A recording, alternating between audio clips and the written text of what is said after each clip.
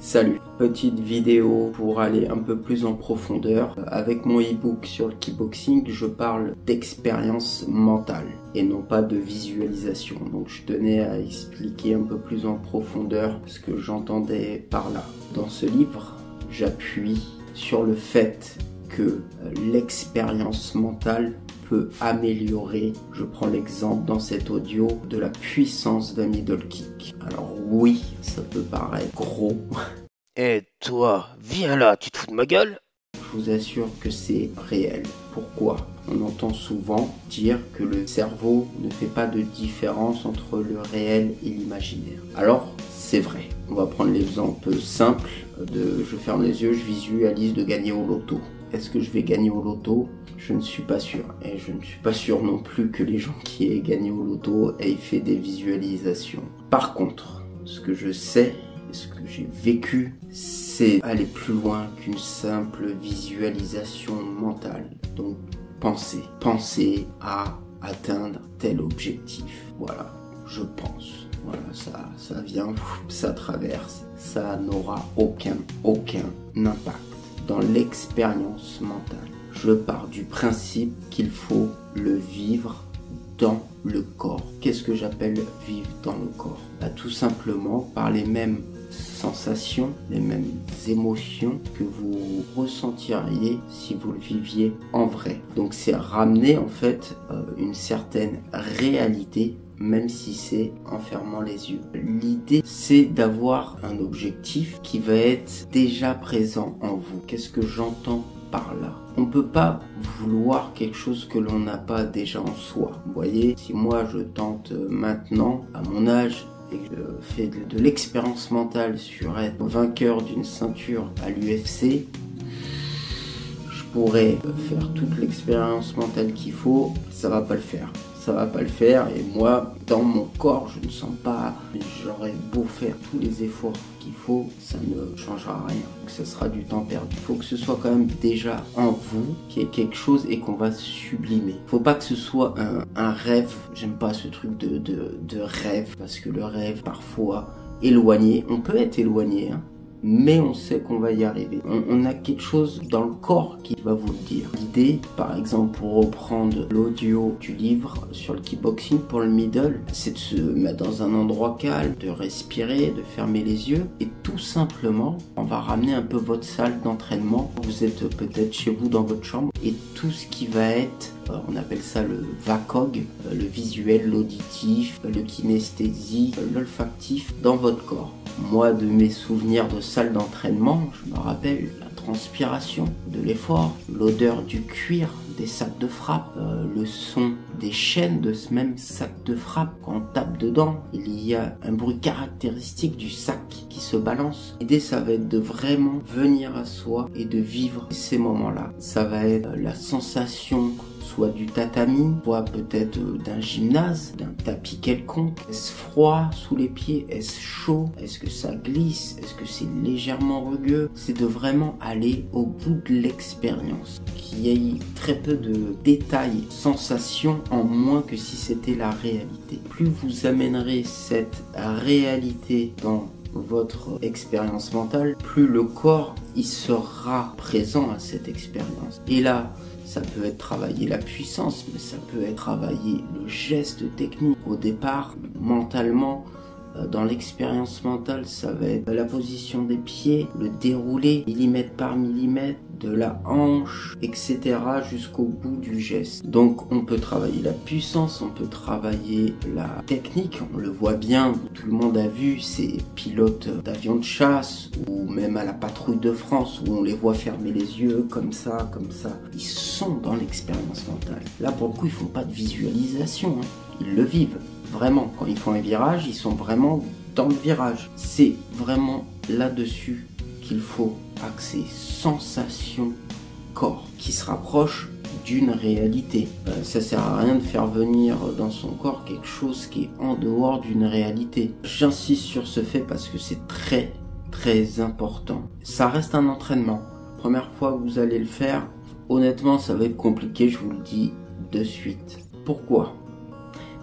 ça demande à aller à l'intérieur de soi. Donc c'est pas évident pour tout le monde.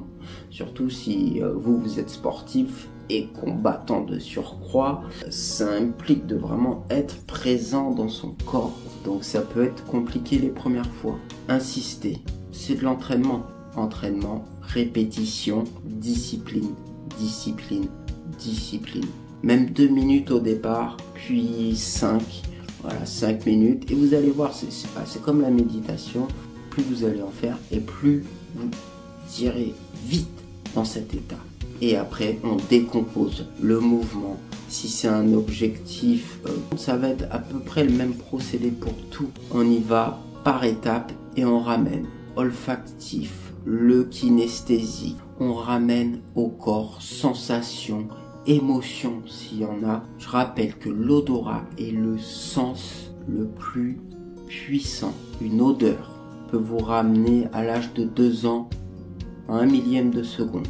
Dans votre cerveau, il rebranche de suite. C'est pour ça que je vous parlais de transpiration d'une salle de sport qui est caractéristique. C'est pas pour rien. Vous laissez venir, poum, vous êtes déjà dans votre gym. L'odeur est là, vous y êtes. Voilà, et là, je le fais en ce moment. J'ai même un peu les frissons. Vraiment, ça me rappelle des choses et mon corps y est. Oubliez pas l'odorat, très important, même si ça peut paraître peut-être bête pour certains. Vraiment, c'est ce qui vous ramènera le plus rapidement et surtout au niveau du cerveau, il y est. Je sais pas, je prends une odeur, si vous avez un plat que vos parents cuisinaient quand vous étiez petit, si vous le sentez, poum, vous revoyez les scènes de quand date cette odeur. Vraiment, on ramène tout, le moindre petit détail. Par exemple, vous rentrez dans votre gym, dans votre salle d'entraînement, voilà, vous savez qu'à droite peut-être il y a le vestiaire. Vous imaginez, vous faites comme le pilote qui fait dans ses virages, vous pouvez vous le faire. Hop, donc à droite, là, ouais, quand on rentre dedans, déjà on se sent là. Je me change. Est-ce que j'ai un rituel? On se souvient de Zidane. C'est toujours les mêmes gestes. D'abord la jambe gauche, toujours. Chaussettes, chaussures. Puis la jambe droite. Peut-être vous l'avez aussi. Pareil, vous refaites votre parcours. Qu'est-ce que vous faites? Vous pouvez imaginer, je sais pas, vous commencez par de la corde à sauter. Bon, allez, je fais de la corde. Là, je me mets, tac, je touche la corde, comment elle est. Et puis on y va. Elle fait du bruit, la corde. Voilà, vous vous mettez, vous imprégnez vraiment. Vous rapprochez, par exemple, du sac de frappe. Vous allez le toucher.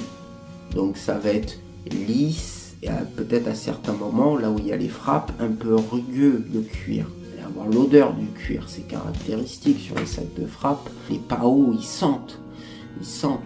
Voilà, vous vous mettez dedans, voilà, les pieds, hop, j'ajuste ma position, vous décomposez le mouvement. Et vous imaginez forcément plus loin que ce que vous faites déjà maintenant. L'idée, par exemple, là, c'était d'augmenter la puissance. Imaginez que ce sac, petit à petit, dès que vous frappez, il se plie un petit peu, il se plie de plus en plus, il balance de plus en plus pendant que vous envoyez le middle. Voilà, et là vous le vivez. Vous voyez la hanche qui va beaucoup plus loin que le sac. Bam, bam, le bruit de l'impact qui est de plus en plus fort. Ça, je vous assure, ça marchera, il faudra le répéter.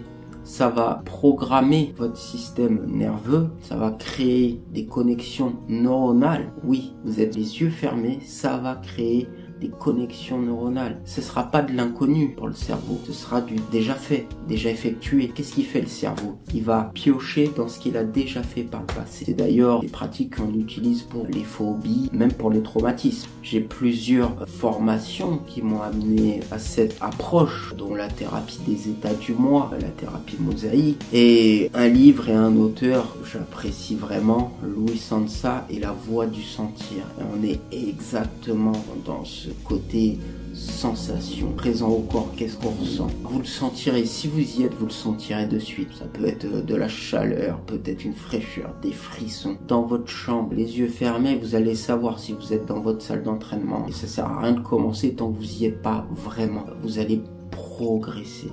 C'est obligatoire. C'est pas magique. faudra de l'entraînement, des paliers. Il suffit pas de rester le cul sur la chaise, hein. Vous allez progresser. Cet audio vous accompagnera à le toucher, sentir, sensation corps, et on projette ce qu'on a déjà en soi. Votre middle, il est à 100% en puissance. Si vous faites cette expérience mentale pour viser les 120%, c'est réaliste. Si vous le faites pour une technique particulière, même en jiu-jitsu brésilien, ça peut être dans n'importe quel sport de combat et même n'importe quel sport, étape par étape, vous le vivez, vous pourrez atteindre cet objectif. Merci de votre attention et surtout pratiquez fort.